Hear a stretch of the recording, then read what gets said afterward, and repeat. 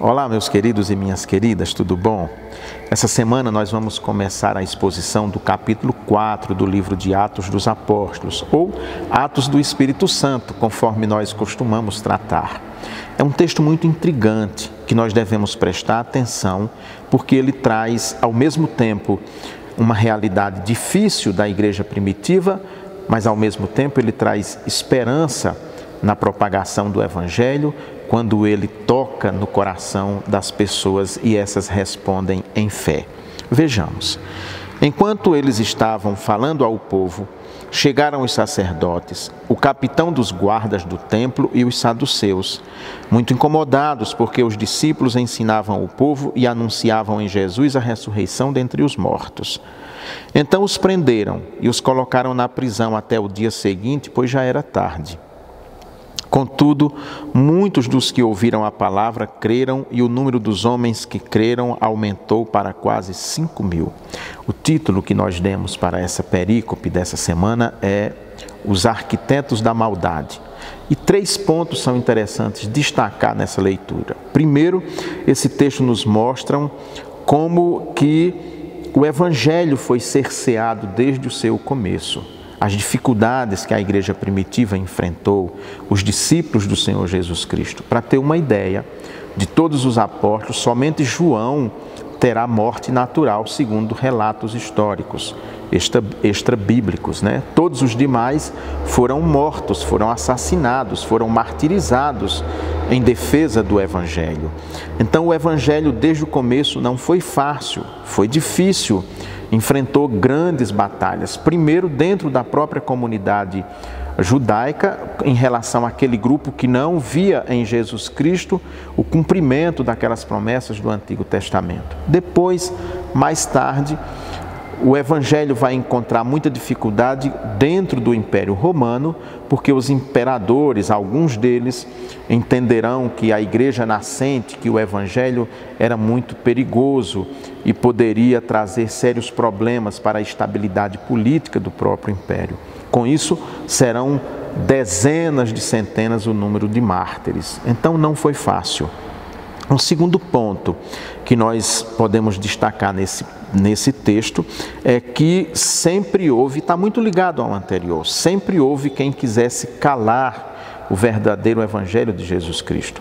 Isso é feito de 2 formas, às vezes com repressão externa, proibição, limites, dificuldades que são colocadas para aqueles que anunciam o Evangelho, mas uma outra forma também de combate do verdadeiro Evangelho é a propagação do falso Evangelho, do que eu chamo de Evangelho água com açúcar ou Evangelho de plástico, muito ao gosto das autoridades, muito ao gosto do mundo, do próprio mundo. Um Evangelho que não traz uma proposta de revolução, de mudança, de vida, de estrutura, enfim, mudanças radicais que só o Evangelho de Jesus Cristo provoca na vida das pessoas.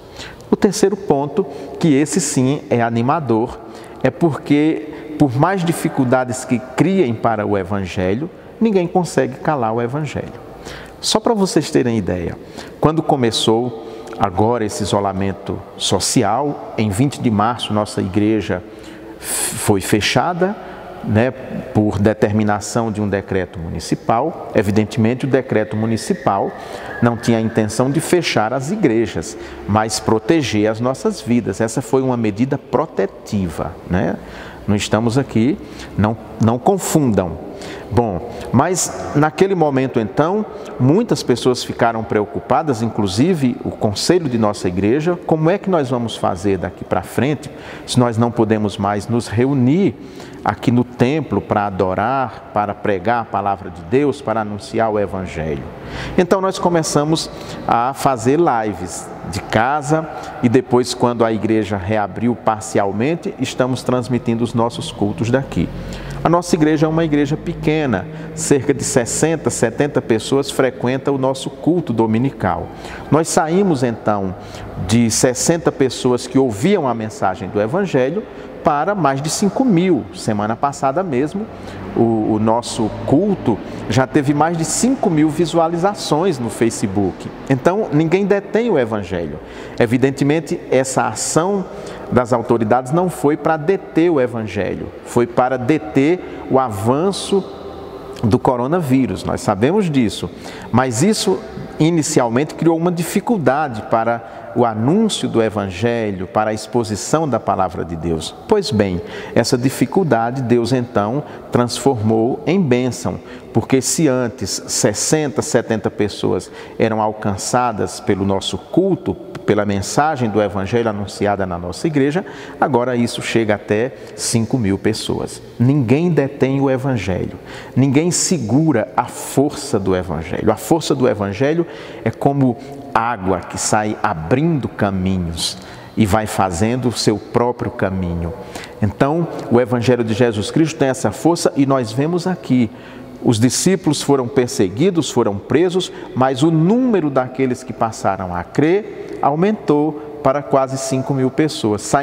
Saímos de um grupo pequenininho de pessoas que acreditavam em Jesus Cristo já para uma multidão. Aleluia! Isso é algo para a gente sempre comemorar. Que você então se sinta convidado para neste domingo vir à nossa igreja, você que é de Paracatu e que não está no grupo de risco, e você que não pode vir, eu quero fazer o convite para que você assista o nosso culto através do Facebook, que pela graça de Deus será transmitido neste domingo a partir de 7h30 da noite. Eu aguardo você e que o Senhor nos abençoe.